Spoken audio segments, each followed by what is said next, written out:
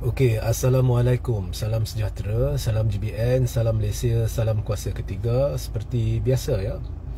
Jika audio jelas boleh tolong maklumkan, share ramai-ramai sebab sekarang ni berlaku banyak shadow ban.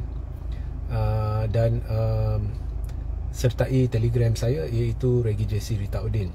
Baik, saya diminta oleh beberapa pihak untuk ulas berkenaan dengan isu Syed Saddiq, khususnya keputusan mahkamah semalam yang menjatuhkan hukuman kepada Syed Saddiq dan mendapatinya bersalah atas 4 pertuduhan.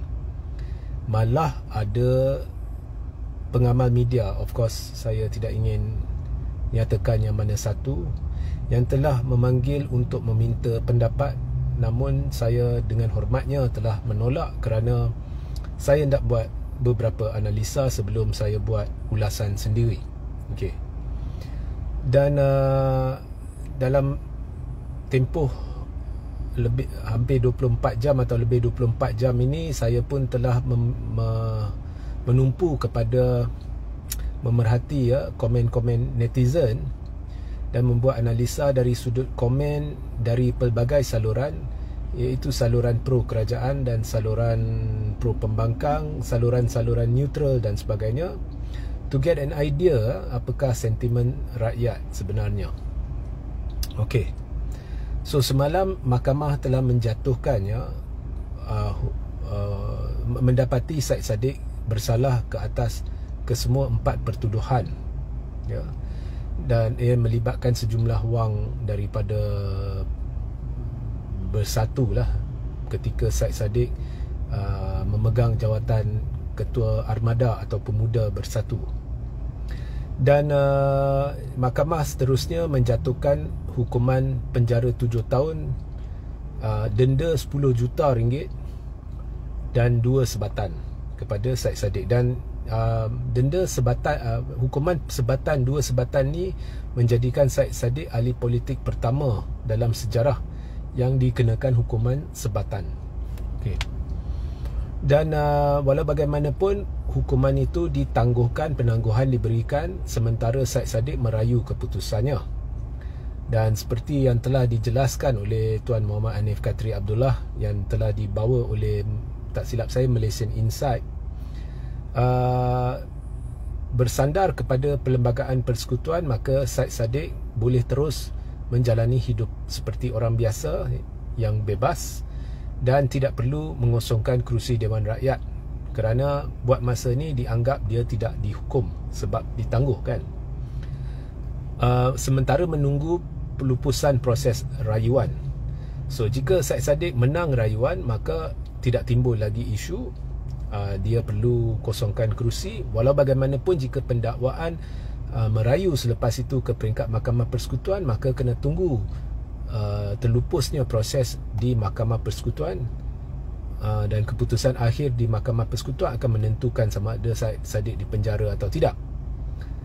So anyway, ianya akan melalui proses Mahkamah Rayuan, dan siapa menang siapa kalah pun saya jangka ianya akan pergi ke proses Mahkamah Persekutuan. Kalau Syed Saddiq menang di peringkat Mahkamah Rayuan, saya jangka pendakwaan akan filekan rayuan di peringkat Mahkamah Persekutuan. Kalau Syed Saddiq kalah di peringkat Mahkamah Rayuan, saya jangka akan memanjangkannya ke Mahkamah Persekutuan. So benda ni boleh makan masa 2 tahun saya ingat lah. Kurang sikit daripada kes Najib sebab kes Najib lebih rumit. Itu jangkaan saya.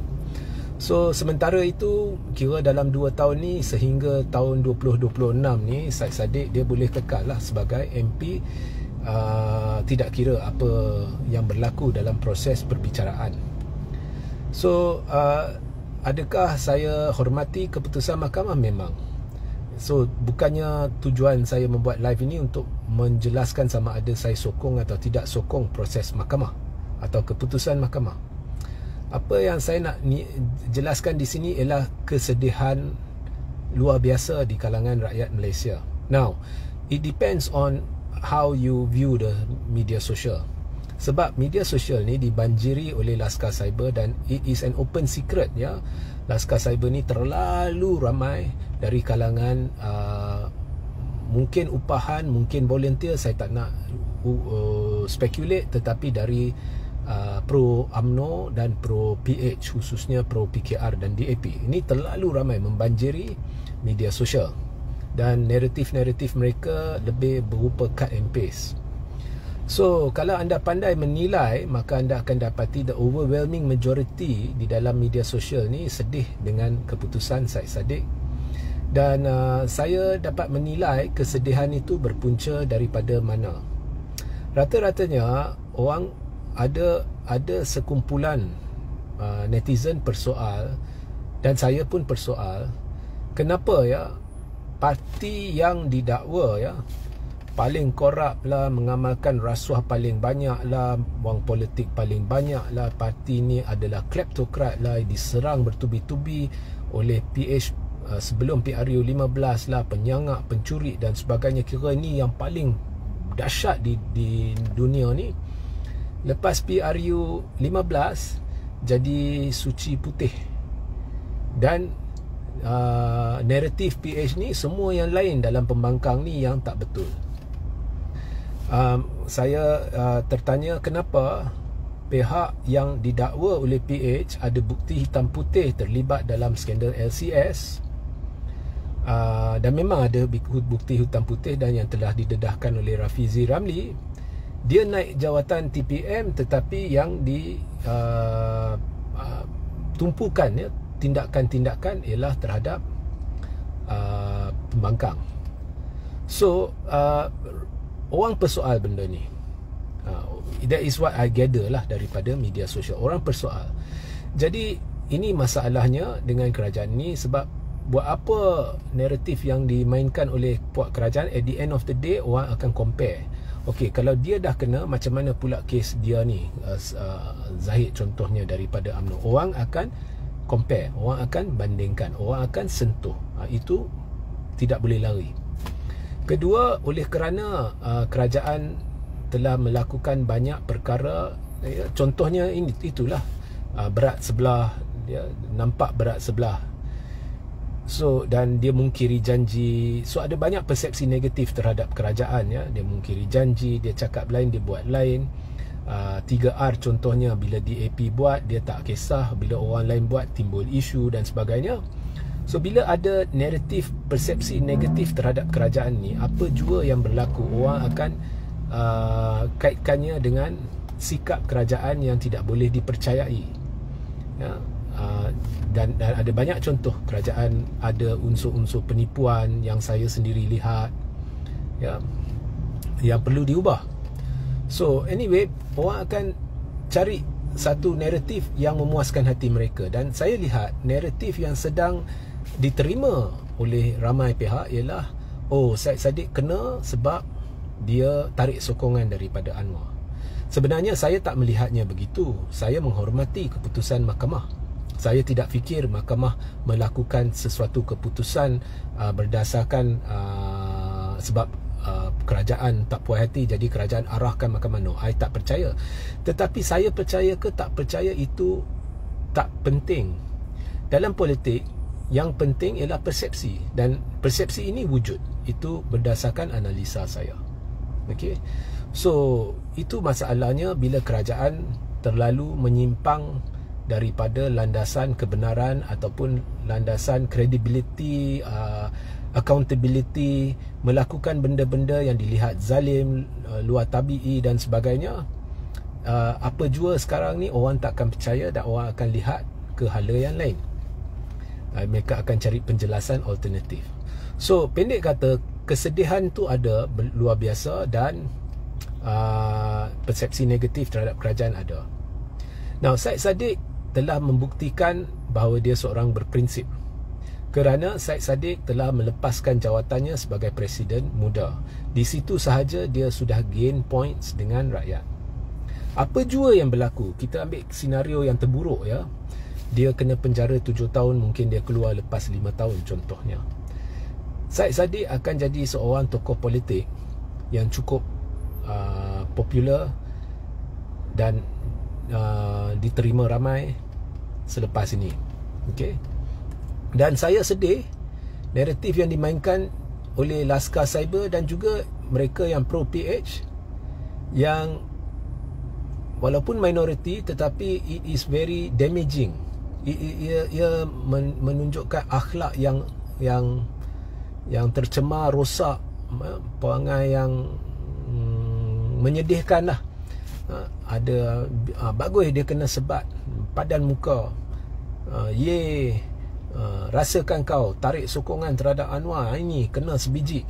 Yang ada malah naratif kononnya Syed Saddiq mungkin dihukum sebab tarik sokongan tu.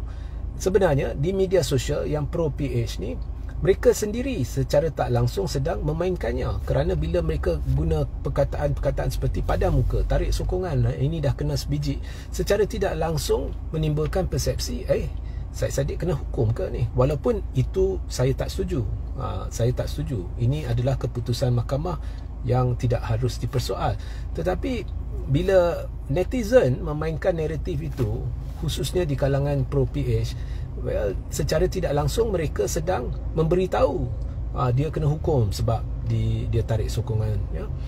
Padan muka kena sebat, ya. So saya dengar ada seorang ahli politik pun dia sebut kasih sebat.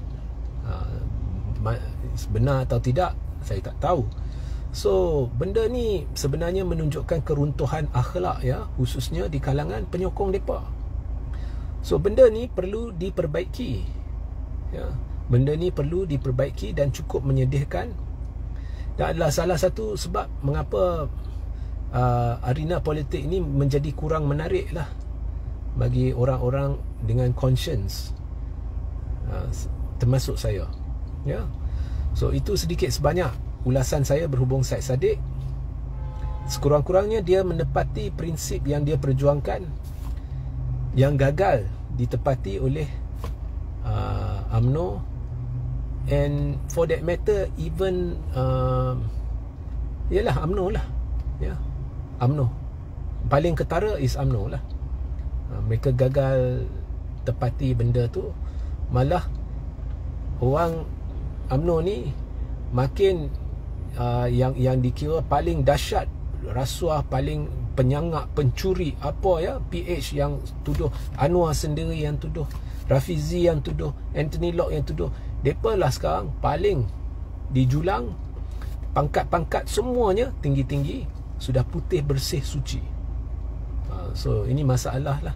Kita tak tahu mesej apa yang sedang disampaikan, dan saya tak heran lah penyokong-penyokong depa pun mengalami keruntuhan akhlak, sedangkan mereka yang memimpin penyokong itu pun begitu, ya.